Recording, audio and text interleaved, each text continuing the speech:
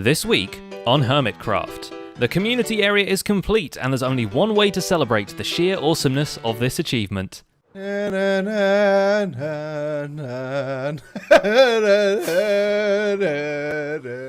Welcome to the Hermitcraft Recap, the official show of running jokes into the ground. My name is Pixel Riffs, our writer is LoyXP, and as the intro already showcased, Scar has finished his work on the underground Hermit City project. A mere 17 weeks into the season, the Hermits finally have a community area to inhabit and to build shops in, which is understandable because, well, look at it. Holy flip, this place is awesome! Oh my goodness, Scar's only got like a couple of little parts to do, I guess, if he's doing the greenery and stuff. All things considered, it's a miracle that the project was finished before the end of the season to begin with, and it's also exciting to think about what new developments it will bring now that the job is done. When people build here, I wanted to leave this fairly blank so they could, add different pathways, maybe some kind of themed elements towards their actual build.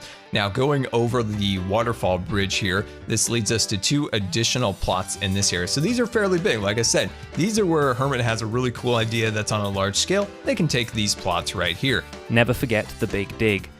And with all that out of the way, let's take a look at all the mishaps and events that occurred on the Hermitcraft server this week, starting with Stress and Rendog for no particular reason. We don't even get any recognition for our bases at all, man. Freaking recap team.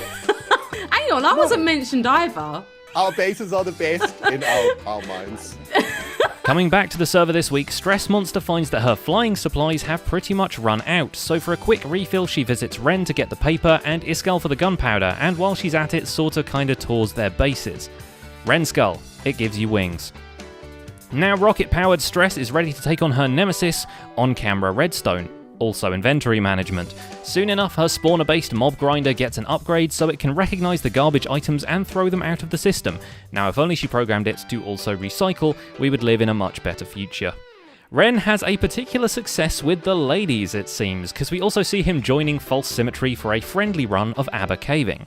The competition takes a turn for the worse, though, when in search of valuables they encounter some eldritch horror from the depths of Optifine. What is up with that zombie? The texture of that zombie is so weird.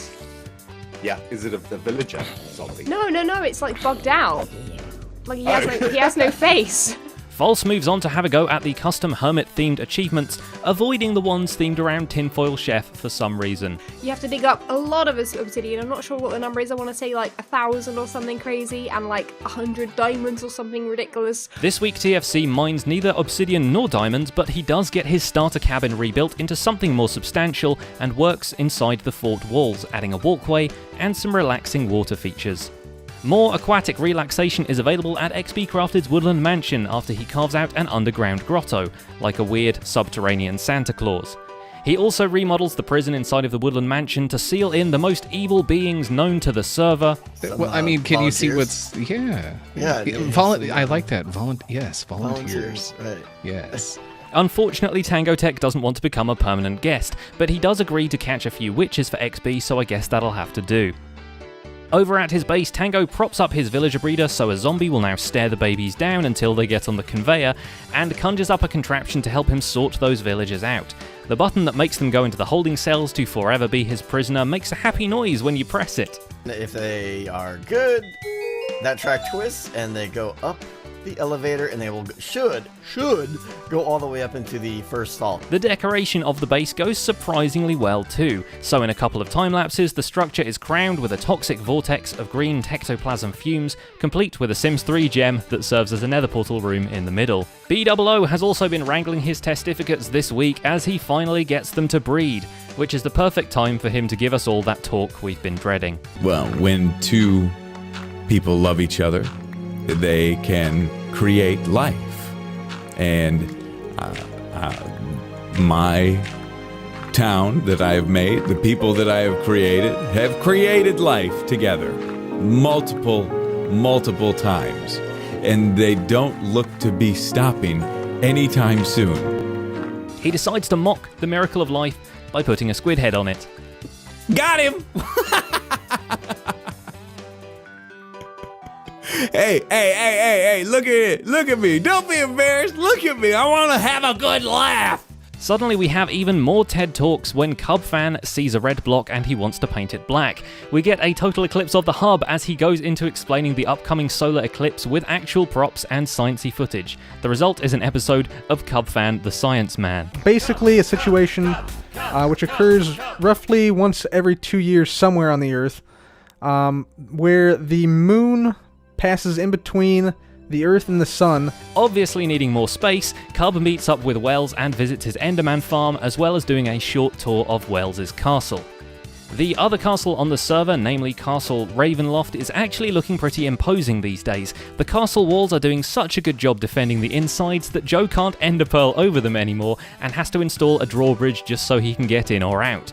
He also shares a few thoughts on tower defense. It seems like at that point, if somebody managed to climb the outer wall, they could just run along this to get into the castle. And tower defense would be a good idea, seeing as how if Mumbo's base keeps expanding at its current rate, it might just crash into a corner. The 2 coffee tables from last week have now turned into 4 coffee tables, plus one of them now has a sugarcane farm in it. One hell of a sugarcane farm, mind you. 18 stacks in 1 hour.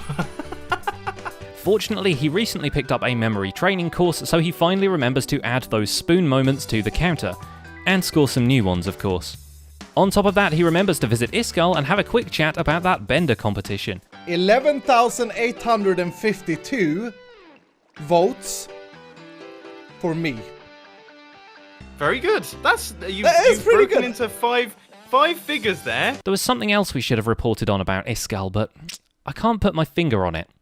Oh well, Zedaf got himself a brand new set of tools. That's newsworthy. My pickaxe. He likes smooth jazz and long walks along the beach. What a guy. Zed also comes up with a pumpkin farm that basically kisses the pumpkins into their item form. Truly gardening with love. Python GB sets up his own corner of paradise by building a lovely modern house at his new beach resort. Now he can soak up the sun as he looks out across all his dominion. And we can see the Pentabeacon base over there, the Grand Underground base. And if we go inside here, there's lots of stuff going on, my friend. It's going to be awesome. And that's just about it for this week's recap. Oh, yeah, the diorite thing. It just so happens that for whatever reason, Azuma Void has been collecting diorite almost from the very beginning of the server. As the helpful friend that he is, Iskall tried to help him with this hoarding addiction and burned several stacks of X's excess diorite. A certain hermit on the server who has a certain repulsion to a certain block. I'm putting down all the clues, you're probably picking them, all of them back up. This diorite over here, okay, we had a Hermitcraft livestream day and someone, the cheek, the nerve, came into my base and took some of the fancy diorite that I've been collecting and threw it into the fire and the flames. Not taking kindly to the shenanigans, Azuma managed to convince several giant Endermen to put oversized diorite blocks all over Iskall's island, plus swap Bumbo Cactoni's very skin for Dorito-filling blocks in one of the most cleverly put together time-lapses. That's kinda great, I love that. Oh, that's so cool. Some of the cubes were even rigged to explode. No, what the... What the crap is going on? Iskall reacts by switching the entire direction of his channel and becoming a minigames YouTuber. It makes my eyes bleed. Let's go and play some Hypixel instead. There's a dude here trying to attack us right off the bat. Goodbye. What an idiot! But when that doesn't work out, he returns to his usual self, cleans up the diorite, and doesn't even swear vengeance too much. The only real consequence is a bunch of oversized Endermen and the fact that Bumbo Cactoni has gone red with polka dots. It's a bad time to discover he's allergic to bird poop. Iskall tries to create a more advanced diorite burner but does it on camera, so no proper design has been developed yet.